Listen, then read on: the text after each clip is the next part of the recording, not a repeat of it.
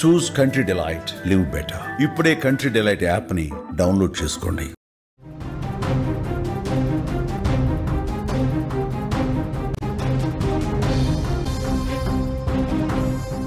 విశాఖలో కాల్పులు కలకలం రేపుతున్నాయి. రాజేష్ అనే వ్యక్తిపై నాటు తుపాకీతో కాల్పులు జరిపారు. రాజేష్ కు తీవ్ర గాయాలైనట్లుగా తెలుస్తోంది. అతను ఆసుపత్రికి తరలించారు. కాల్పులు జరిపిన వ్యక్తి సస్పెన్షన్ లో ఉన్న కానిస్టేబుల్ గా గుర్తించారు. పాత కక్షల నేపథ్యంలోనే ఈ కాల్పులు జరిగినట్లుగా తెలుస్తోంది. విశాఖలో కాల్పులు కలకలం రేపుతున్నాయి.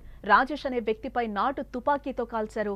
పాత కక్షల నేపథ్యంలోనే సస్పెన్షన్ లో ఓ కానిస్టేబుల్ కాల్పులు జరిపినట్టుగా కూడా తెలుస్తోంది. ఈ ఘటనలో రాజేష్ కు తీవ్ర గాయాలుగా ఆసుపత్రికి తరలించినట్లు కూడా సమాచారం అందుతోంది. ఇక ఇదే అంశానికి సంబంధించిన మరింత సమాచారం మా ప్రతినిధి చందు అందిస్తారు. చందు, విశాఖలో కాల్పులు కలకలం రేపుతున్నాయి. ఏంటి అసలు ఏం జరిగింది? ఈ గొడవ గల కారణాలు ఏంటి? వైద్యానికి ప్రస్తుతం చూసుకున్నట్లయితే ప్రశాంతమైన విశాఖ నగరంలో నిన్న రాత్రి జరిగినటువంటి కాల్పుల ఘటన ఒక్కసారిగా కలకలం రేపిందనే చెప్పవచ్చు. అయితే ఇప్పుడు కూడా విశాఖ అంటే ప్రశాంతంగా ఉంటుంది. అయితే పాత కక్షల నేపథ్యంలో ఈ కాల్పులు జరిగినట్టయితే తెలుస్తా ఉంది. దీనికి సంబంధించి ఒక రెండు వర్గాలు ఉన్నాయి. ఒకటి ఏదైతే ఉందో చేపల రాజేష్ అనే వ్యక్తి పూర్తి స్థాయిలో అయితే మృత్యుతో అయితే పోరాడుతున్నాడు. విశాఖ కేసులు అయితే చికిత్స అయితే ఆయనకి జరుగుతూ ఉంది. అయితే సస్పెండ్ అయిపోయాడు కానిస్టేబుల్. ఈయన పేరు నాయుడు. అదేవిధంగా మంగళ దిలీప్ అనే ఒక వ్యక్తి, అదేవిధంగా నూకరాజు అనే వ్యక్తి, వీళ్ళు ముగ్గురు కూడా ఒక ముఠాగా ఏర్పడి పాత కక్షల నేపథ్యంలో ఏదైతే ఉందో చేపల రాజేష్ అనే వ్యక్తి నిన్న అర్ధరాత్రి సమయంలో ఇంటి నుంచి సుమారు 10 గంటల సమయంలో ఇంటి నుంచి బయటకు వచ్చాడు. బయటకు వచ్చి తన ఫ్రెండ్, తన స్నేహితుడితో మద్యం తాగేందుకు వెళ్ళగా ఇదంతా గమనించినటువంటి ఈ నాయుడు, నూకరాజు, ఈ దిలీప్, ఈ ముగ్గురు కూడా ఒక్కసారిగా ఏదైతే ఉందో సస్పెండ్ అయిన కానిస్టేబుల్ ఒక నాటు తుపాకీ తీసుకురావడం జరిగింది. ఆ నాటు తుపాకీని మంగళ దిలీప్ ఇవ్వగా మంగళ దిలీప్ ఆ సమీపంలో నూకరాజు చేతికి ఇవ్వడంతో నూకరాజు ఏదైతే ఉందో చేపల రాజేష్ పై కాల్పులు జరిపినట్టయితే ప్రాథమిక సమాచారం. దీనిపైన ఇప్పటికే పోలీసులు కొద్ది మందిని అదుపులోకి తీసుకున్నారు. కొద్దిమంది అదుపులోకి తీసుకుని ప్రశ్నిస్తా ఉన్నారు. ప్రశ్నించిన తర్వాత అనంతరం మరికొద్దిసేపట్లో మీడియా సమావేశం పెట్టే అవకాశం కూడా ఉన్నట్లు తెలుస్తా ఉంది. అయితే ఇందులో ఎవరైతే గాయాలు పాలైనటువంటి బుల్లెట్ గాయం ఎవరికైతే తగిలిందో చేపల రాజేష్ అనే వ్యక్తి పూర్తి స్థాయిలో ఉన్నత వైద్యం కోసం విశాఖ కేహెచ్కి అయితే ఆయన తరలించారు. తరలించిన తర్వాత ప్రస్తుతం వెంటిలేటర్ మీద ఆయనకి చికిత్స అయితే ఉంటుంది. మరి కొద్దిసేపటి క్రితమే వారి తల్లితోని, అదేవిధంగా వాళ్ళ వరుసగా బ్రదర్ అనేటువంటి వ్యక్తితో కూడా మన సుమన్ టీవీ మాట్లాడడం జరిగింది. వారి తల్లి అయితే ఒకటే చెప్తా ఉంది, ఏదైతే ఉందో నిజంగా వీరందరూ కూడా కావాలనే మా కుమారుని చంపేందుకు ప్రయత్నం చేశారు. ఈ ఘటనకి కారణమైన నౌకరాజును కానీ, మంగళ దిలీప్ని కానీ, నాయని కానీ ఏ ఒక్కరిని కూడా వదలకుండా వారిని శిక్షించాలి. నిజంగా ఇప్పుడు నా కొడుకు మృత్యుతో పోరాడుతా ఉన్నాడు. తన కొడుకు కానీ నా కొడుకు కానీ నాకు దూరం అయితే మా కుటుంబం అంతా కూడా ఇదే కేసు దగ్గర మేము చనిపోతాము, మా ప్రాణ త్యాగం చేస్తాము. ఎందుకంటే అల్లారు ముద్దుగా పెంచుకున్నాను నా కొడుకునే.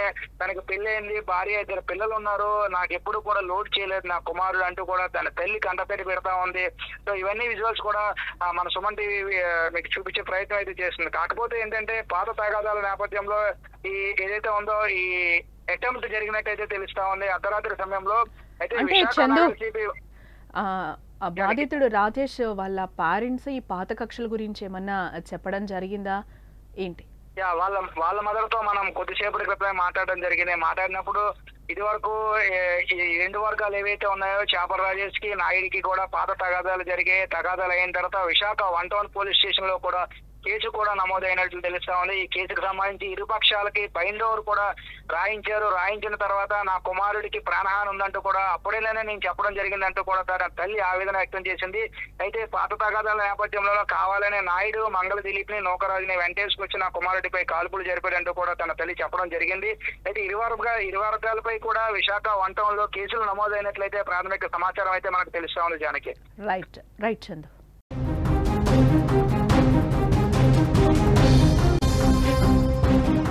అబ్బాయి టిఫిన్కి వెళ్ళాడండి. రాజేష్, చేపల రాజేష్. ఎలబజార్కి వెళ్ళి తాగుతున్నారంట జంక్షన్లోనే. ఈ ఎల్లుని ఆపారంట, తాగుతూ ఆపారంట. అక్కడ ఇద్దరు మాట ఏటి వేసుకున్నారు నాకైతే తెలియదండి.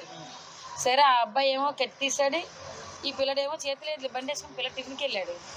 ఆ చేతిలోది ఈ పిల్లడు మా చిన్నోడు నాక్కున్నాడు. ఆ చేతిలోది నాక్కుని పరిగెట్టిచ్చాడు. మా చిన్నోడు పరిగెట్టిస్తే అట్నుండి గన్నెట్టుకుని వచ్చాడు. ఇంకో కుర్రోని తీసుకొని మంగళ దిలీప్ అని, ఆడ పేరు మంగళ దిలీప్, ఒరిజినల్ పేరు నాకు తెలియదు. ఆ కుర్రోడిని ఈడికెళ్ళి బండి మీద వచ్చి ఆ మంగళ దిలీప్ అయినోడు ఈ కుర్రోడికి గన్నిస్తే మా అబ్బాయికి షూట్ చేశాడు అనేసి నరేష్ హాస్పిటల్ నరేష్ మాకు చెప్పాడు. కిటికీలుగా ఉందండి, ఏం చెప్పలేమంటారు డాక్టర్లు. నా కొడుకు అయితే నాకు ప్రాణాలతో కావాలండి. నా కొడుకు ఎదురైతే మా తల్లిదండ్రులు చచ్చిపోతాం బతకబెట్టి. నా మొగుడు 5 ఏళ్ళ పిల్లలు, నా మొగుడు చచ్చిపోయాడు. ఆ ఇంట్లో నీ ఇంట్లో పాస్పోర్ట్ చేసుకుని పెంచుకుని వచ్చిన పిల్లలు. కానీ ఈరోజు ప్రజల పాలు చేస్తారని అనుకోలేదు. నేను కాయగూరలు తెచ్చి చెప్పుకుంటాను.